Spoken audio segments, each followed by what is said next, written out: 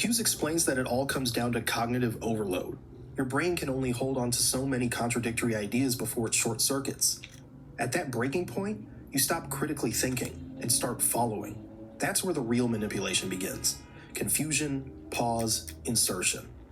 You've seen the scripts. You know nothing. The system is broken. Only we have the answer. It's the same message across 1,000 hustlers, each wearing the costume of authority. And it works. Not because it makes sense, but because it creates identity. You're not buying a program, you're buying a new version of yourself. One that fits into their tribe. One that rejects the NPCs and joins the elite. The emotional loop is intentional. Fear, then hope, then guilt, then belonging, then fear again. It's not a side effect, it's the point.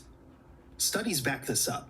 A 2022 study in the Journal of Social Influence showed that rapid emotional changes increase vulnerability to persuasive messaging by nearly 48%, especially when delivered by perceived authority figures. That's why these gurus never just sell information. They sell urgency. They sell lifestyle. They sell family. And if you don't join, they frame you as weak. This isn't motivation. This is manufactured identity, designed, packaged, and sold to the most emotionally scrambled version of yourself. The moment you get to identity, then you're guaranteeing that you can predict future behavior. And this goes really deep. We can get into hypnosis and all that stuff if you want to. And once I get identity agreement, this is the same thing with politics. You see the exact same thing.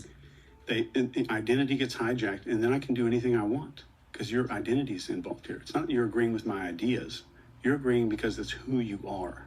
And the most important part, this didn't start on YouTube or in a podcast or with a guy selling alpha masculinity and sunglasses.